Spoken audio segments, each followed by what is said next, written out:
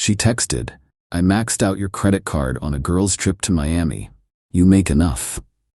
I responded, "Glad you had fun." Then I reported the card as stolen and filed a police report with her texts as evidence. When 2 detectives showed up at her workplace, original Post 5 male got the text at 11:15 a.m. on a Monday while I was in a budget meeting at work.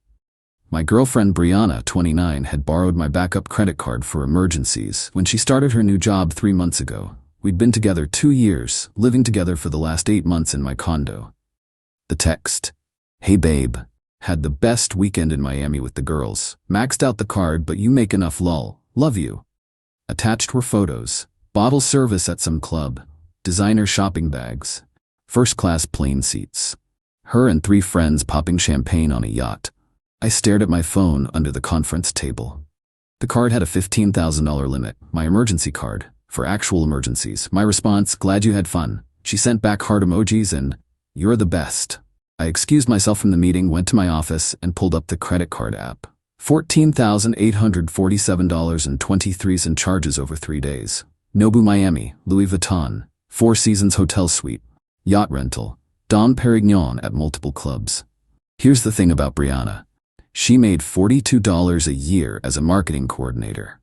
Lived paycheck to paycheck, always talking about manifesting abundance and living her best life. I made decent money as a software engineering manager, but I'm not funding anyone's Instagram fantasy. I scrolled back through our texts, found it. 3 months ago when I gave her the card. Me, "This is only for emergencies, real emergencies." Her, "Of course, baby. I would never abuse this, just for peace of mind." I took screenshots of everything. The original agreement, today's confession, the charges. Then I called the credit card company. "I need to report fraudulent charges on my card." "Sir, do you have the card in your possession?" "No. It was stolen." "We'll freeze the card immediately and send you a fraud packet. Will you be filing a police report?" "Absolutely." 20 minutes later, I was at the police station with printed screenshots. The desk sergeant looked at the evidence. She admitted to using the card without authorization. She had authorization for emergencies only. This was clearly not an emergency, and she knew the limit and deliberately maxed it out. According to her own message, yes. He shook his head. "We see this more than you'd think. The detective will want to speak with her." I filled out the report. Fraud over $10,000 is a felony in my state. Went back to work, turned off my phone, had 3 more meetings, acted completely normal. Got home around 6 p.m. Brianna was on the couch, wearing new designer sunglasses, scrolling through her phone. "Hey babe, you're late. I ordered Thai food with my card since yours isn't working for some reason." "Must be a glitch," I said. She chattered about Miami while we ate, the incredible networking opportunities, and how investing in experiences was so important. I nodded along. That night, she tried to get intimate. I claimed I was tired from work, slept on my side of the bed, mentally calculating how to protect my assets. Tuesday morning, left for work early. She was still asleep, probably exhausted from her investment in experiences. Update 1, 3 days later. The detectives moved faster than I expected. Thursday, 2 p.m., my phone exploded. 63 missed calls from Brianna. Texts ranging from, "What the hell? The police are here at my work. Are you serious right now? This has to be a mistake. Call me back now. I'm being arrested. This is insane over a little shopping." Then nothing for 2 hours. Then a call from an unknown number. "Is this Mr. Me?" "Yes. This is Monica, Brianna's friend. She's been arrested for credit card fraud.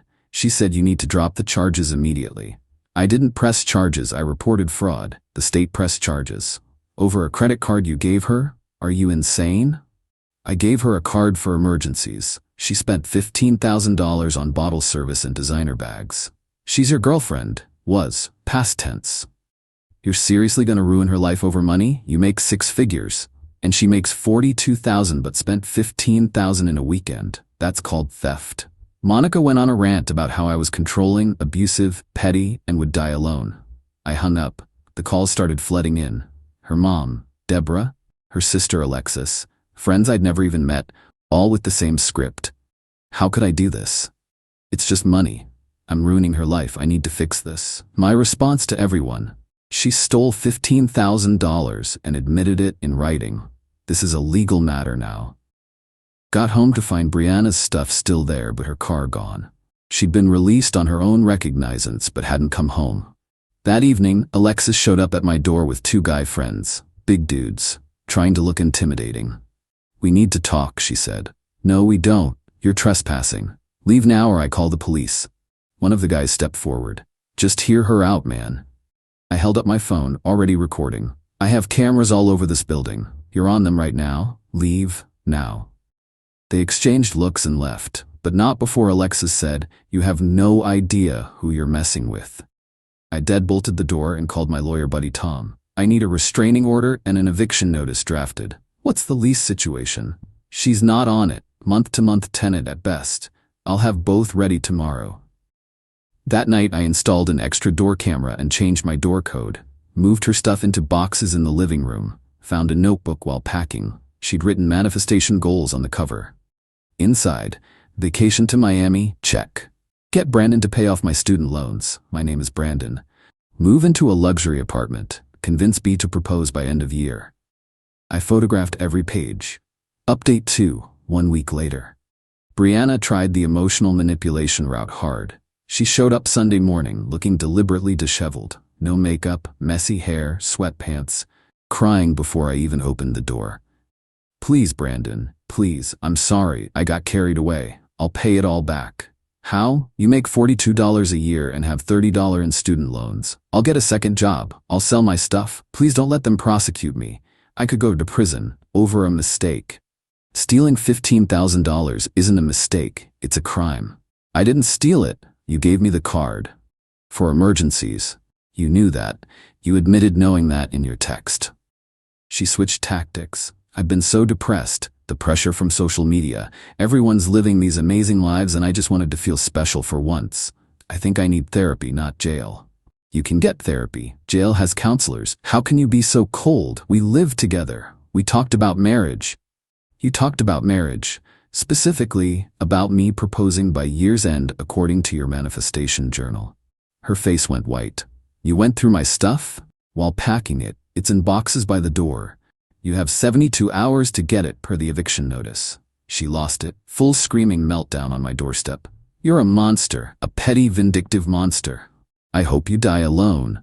No woman will ever love you." The neighbors came out. I stayed calm, recording everything on my phone. "Brianna, you need to leave. The restraining order paperwork is filed. If you don't leave, I'll call the police." "Call them. Tell them how you're ruining my life over nothing." Mrs. Patterson from next door piped up. "Honey, you just admitted to stealing his credit card on his doorstep camera. You should probably stop talking." Brianna spun around. "Mind your own business, you old bat."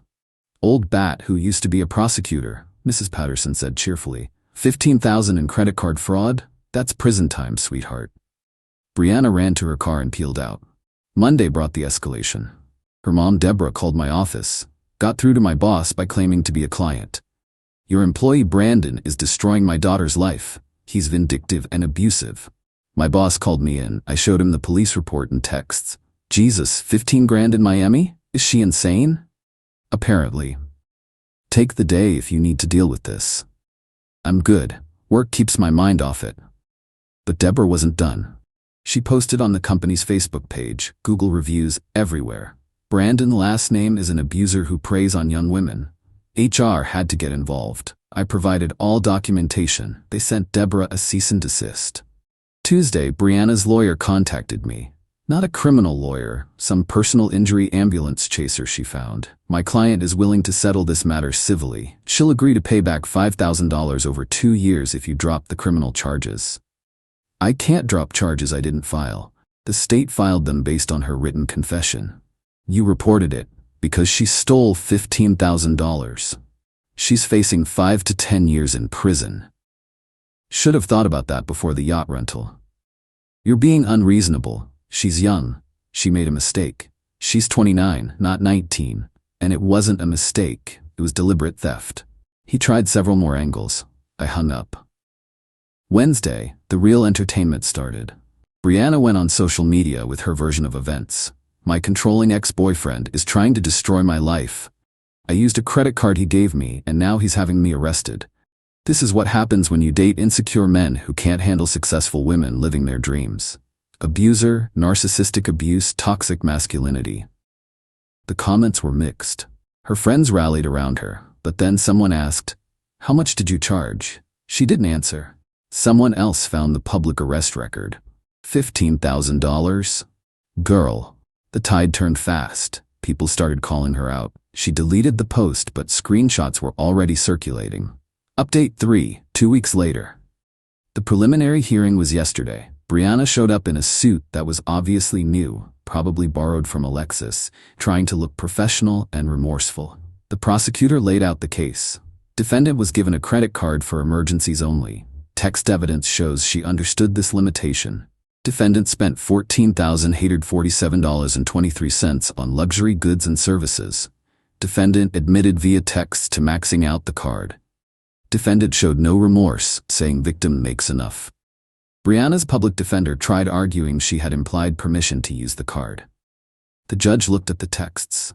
"Miss Rodriguez, did you write maxed out the card but you make enough lol?" "Yes, but..."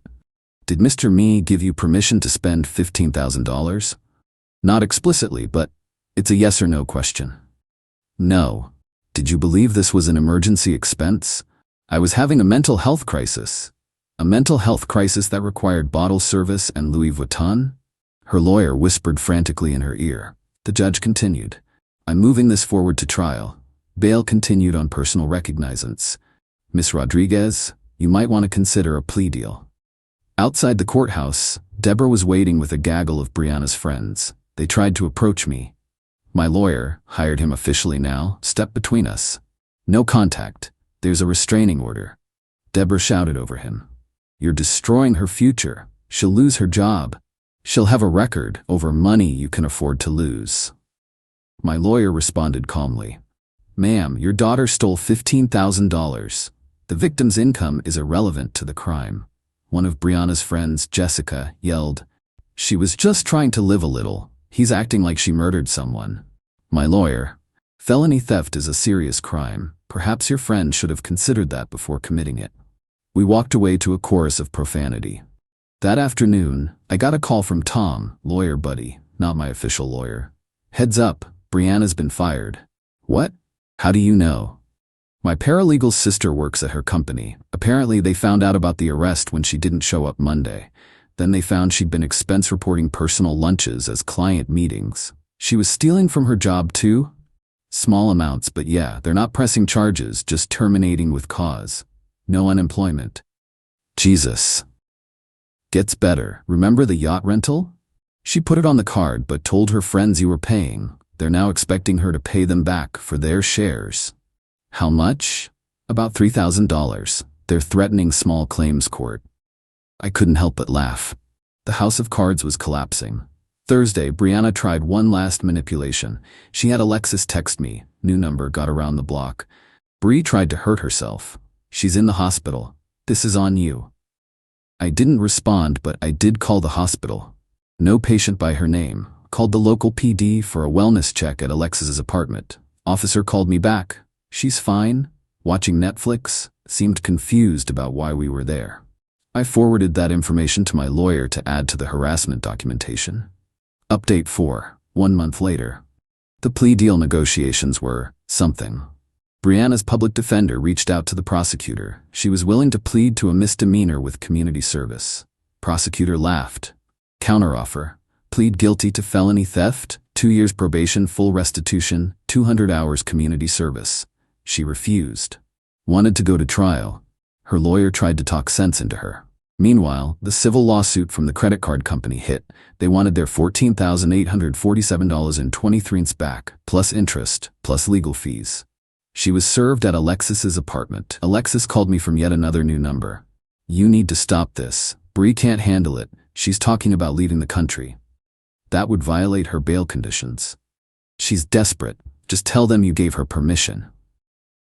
That would be perjury. "You're such a piece of shit. You have the money. Had. Past tense. Spent it on a lawyer to deal with your family's harassment." She hung up. Next day, Brianna did something spectacularly stupid. She went on a podcast, some small empowerment podcast hosted by her friend Nicole. titled When Love Turns to Legal Warfare, My Story. She told her version for 45 minutes, how I was controlling, how I financially abused her by making her feel bad about not earning as much, how the Miami trip was her reclaiming her power, how I was weaponizing the legal system. Then Nicole asked, "But did you have permission to use the card for the trip?"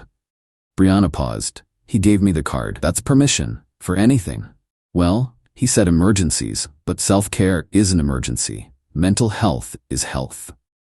"So you didn't have explicit permission for the Miami trip?" "Nicole, whose side are you on?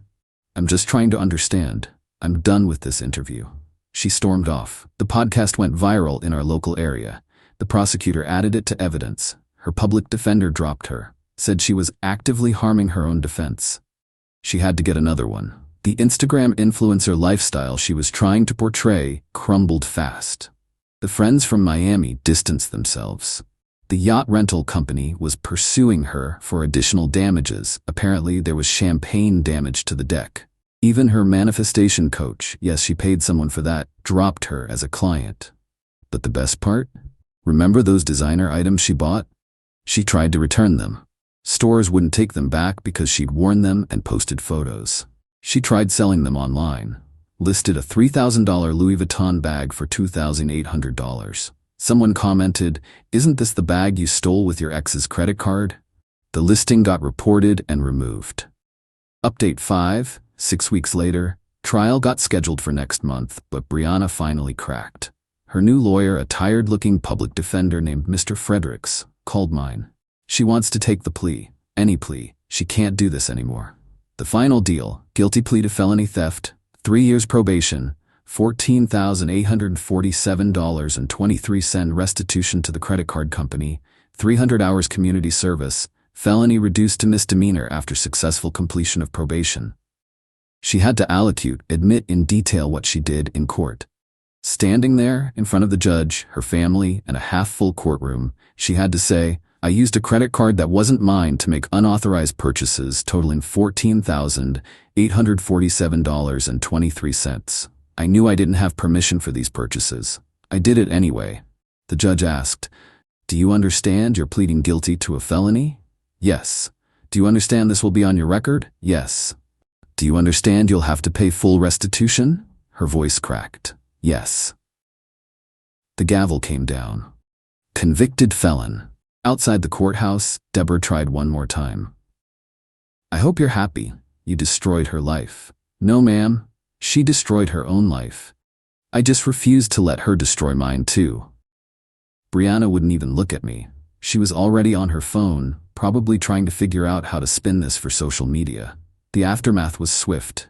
She couldn't get a job anywhere that ran background checks. Had to move back in with Deborah, set up a payment plan for restitution. Anthony, $200 a month for roughly 6 years. Started her community service at a local food bank. The friends from Miami sued her in small claims court and won. Another $3,000 she owed. The yacht rental company got a judgment against her for $5 in damages. Her Instagram went from 10K followers to 2K. Then she made it private, then deleted it entirely. Final update, 3 months later. I thought I was done updating, but the final chapter is too perfect not to share. Last week, I got a notification that someone tried to use my information to open a new credit card. Yeah, she tried it again. This time she apparently had gotten hold of an old pay stub from when we lived together and tried to use my SSN and income info to apply for a card in my name. The application was flagged because I'd frozen my credit after the initial incident. The credit card company called me to verify. I went straight to the police. Again, this violated her probation. Big time. Yesterday was her probation violation hearing. She tried to claim it was a misunderstanding, that she thought she was applying for her own card and accidentally used my information. The judge pulled up the application. She'd put her name as an authorized user on an account in my name. "Miss Rodriguez, you're asking this court to believe that you accidentally memorized your ex-boyfriend's social security number and accidentally entered his annual income instead of yours?" I was confused. Confused? You listed his employer, his exact salary, his birth date. Her lawyer just shook his head. The judge revoked her probation, sentenced her to 18 months in minimum security prison. She'll serve probably 8 to 12 with good behavior. Deborah screamed. Alexis cried. Brianna fainted. Actually fainted. As court officers helped her up to take her into custody, she looked at me with pure hatred. You destroyed my life over money. The judge interjected. No, Miss Rodriguez, you destroyed your life over money. Money that wasn't yours. She was led away in handcuffs. Deborah followed me to the parking lot, keeping her legal distance but screaming. She made one mistake. 2 mistakes, I corrected. She tried to steal from me twice. 15,000 is nothing to you. It's not about the amount, it's about the principle. You have no principles, you're vindictive. I'm vindictive. Your daughter stole from me, got caught, faced consequences, and then tried to steal from me again. But I'm the bad guy? She had no response to that. Just stood there, crying and shaking. I got in my car and drove away. Felt nothing but relief. Tom called me later that evening. You know Alexis posted about you again? Don't care. She's calling you a class traitor for sending Brianna to prison. Class traitor? Her family has more money than mine. They just refuse to pay for Brianna's BS. Yeah, apparently Deborah has a healthy retirement fund, but wouldn't cover the restitution because Brianna needs to learn. Learn in prison, I guess. The truth is, I could have absorbed the 15K loss. It would have hurt, but I could have managed. But that was never the point. The point was that she felt entitled to steal from me because I made enough. She believed my success meant she could treat me like an ATM. And when caught, instead of showing remorse, she tried to manipulate, threaten, and harass me into compliance. Then she tried to steal from me again. My new girlfriend, yes, already, met her at a cybersecurity conference, asked if I felt guilty about Brianna going to prison. No, I feel guilty. It took me 2 years to see who she really was. Would you do anything differently? Yeah. I'd have never given her the credit card in the first place. We're taking a trip to Costa Rica next month. Separate credit cards, separate rooms until we get more serious. Clear boundaries from day one. Brianna's friends still occasionally try to contact me through fake profiles. The messages range from calling me heartless to begging me to help with her commissary fund. I block them all. The credit card company sent me a letter. They're pursuing the criminal restitution through the court. I'll probably never see that money again, but that's fine. The 15K was worth the education. Expensive lesson, but learned. When someone shows you who they are, believe them. Entitlement doesn't go away, it escalates. You make enough is code for, I deserve your money. Never, ever give someone access to your finances unless you're married, and even then, be careful. Document everything. To those saying I went too far, she stole $15,000, admitted it, showed no remorse, and then tried to steal more while on probation. I didn't go far. The law did exactly what it's supposed to do. Brianna, if you're reading this from your minimum security cell, that manifestation journal you kept, you manifested this. Congratulations.